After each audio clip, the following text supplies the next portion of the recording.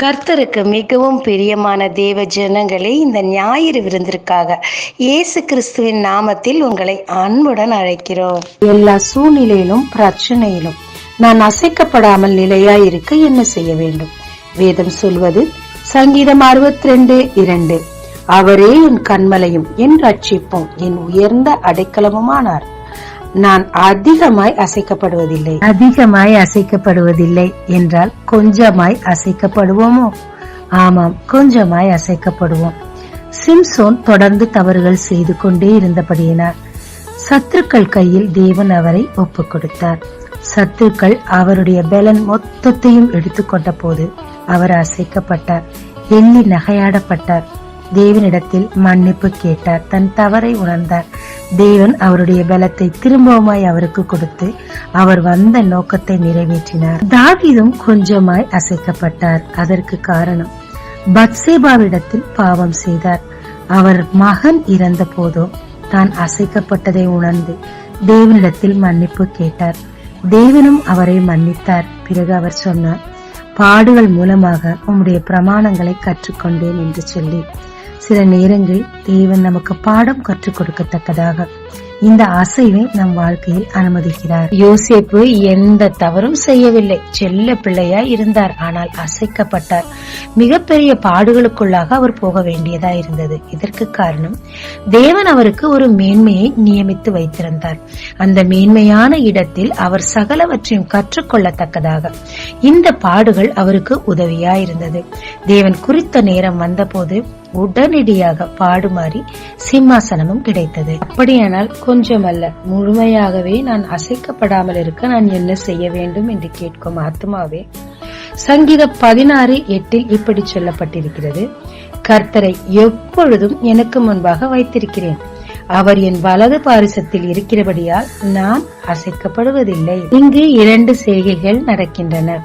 ஒன்று, தன் சுய விருப்பத்தின் பிரகாரமாக இவர் செய்யும் எல்லா காரியங்களிலும் கர்த்தரை முன்னிறுத்தி முன்பாக வைத்திருக்கிறார். எனவே இவரை கேட்காமலேயே தேவன் அவராக முன்வந்து இவர் வலது பாரிசத்தில் இருக்கிறார்.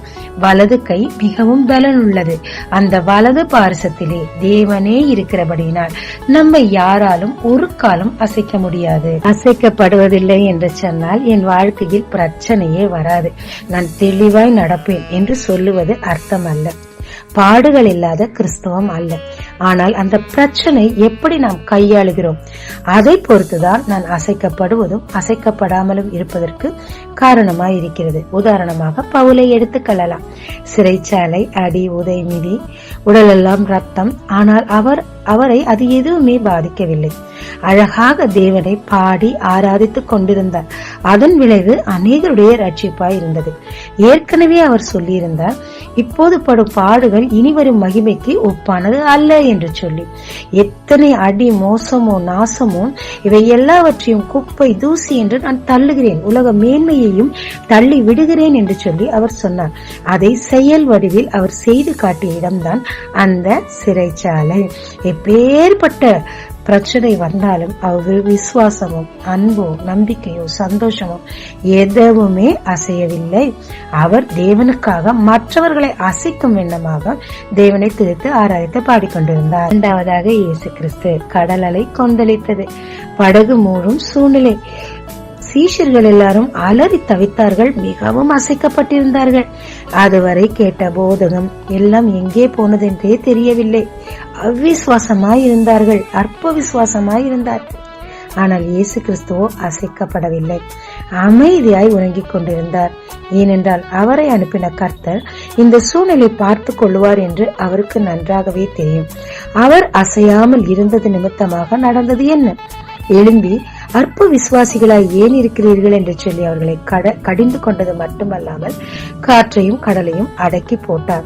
அவர் மட்டுமல்ல, சீஷர்களும் அசைவில்லாமல் அமைதியாய் இருக்கத்தக்கதாக அவருடைய அசைவில்லா தன்மை, அந்த விசுவாசம் மற்றவர்களுக்கு பரவியது. இன்னும் அநேக உதாரணங்களை சொல்லலாம். நெருப்பில் ஷாத்ராக் மேஷாக் அபேத்நகோ அசையவில்லை, விட்டு கொடுக்கவில்லை.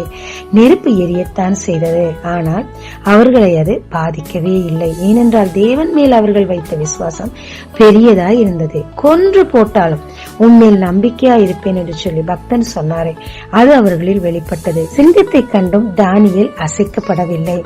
ஏனென்றால் அவர் மூலம் நிறைவேற வேண்டிய காரியம் இன்னது என்று அவர் அறிந்து அது நடக்கும் வரை தேவன் என்னை பாதுகாப்பார் என்று நம்பிக்கை இருந்தபடினால் அவரும் அசைக்கப்படவில்லை. இதன் முடிவுகள் எல்லாம் நிச்சயமாக மேன்மையாகவே இருந்தது. நாமும் கூடங்க சமாதானத்தை இழக்காம நிம்மதியா எந்த காரியம் எந்த சூழ்நிலையும் என்னை அசைக்காம இருக்கணும் அப்படின்னு நம்ம நினைப்போம். இதற்கு பாடுகள் இல்லாத கிறிஸ்துவம் இல்லைங்க.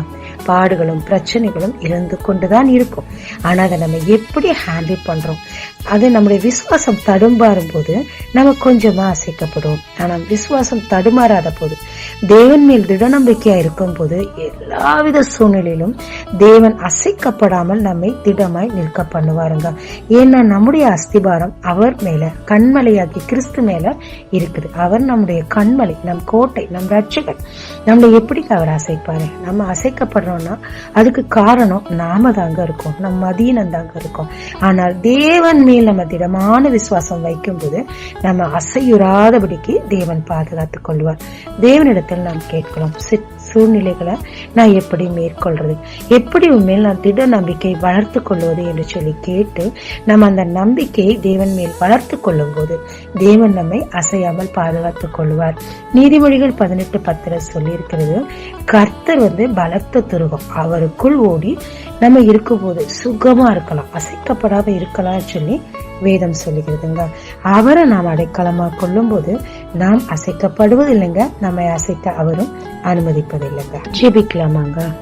தேவரீர், என்னுடைய விசுவாச ஜீவியத்தில் அநேக நேரம் நான் விழுந்து போகிறேன். என்னுடைய சூழ்நிலையின் மிகுதியில் வாக்குத்தத்தங்கள் தாமதமாகும் போது முடிந்தது என்று சொல்லி நினைக்கிறேன். இனி கர்த்தர் எல்லாவற்றையும் மறந்தார் என்று சொல்லி நான் நினைக்கிறேன். அப்படி அல்ல ஆண்டவரே, நீர் பொய் சொல்ல மனிதன் அல்ல. தேவரே, நீர் எனக்கு சொன்னதை நிச்சயமாய் செய்வீர். அது வரைக்கும் வரும் பாடுகள், கஷ்டங்கள், நஷ்டங்கள் எல்லாவற்றிலும் உம்மை நான் முன்னிறுத்தும் போது நீர் என் வலது பரிசத்திலிருந்து என்னை பாதுகாக்கிறீர் என்ற திட நம்பிக்கை எனக்கு கொடுத்து உம்மோடு கூட சேர்ந்து அசைவுறாமல் நிற்கத்தக்கதாக அந்நாள் பரியந்தம் நான் திடமாய் ஓடத்தக்கதாக எனக்கு கிருபை தாரும். இயேசு மூலம் பிதாவே, ஆமென். இயேசு கிறிஸ்துவின் நாமத்தில் இந்த நாளில் உங்களை ஆசீர்வதிக்கும் ஜீசஸ் விஷன்.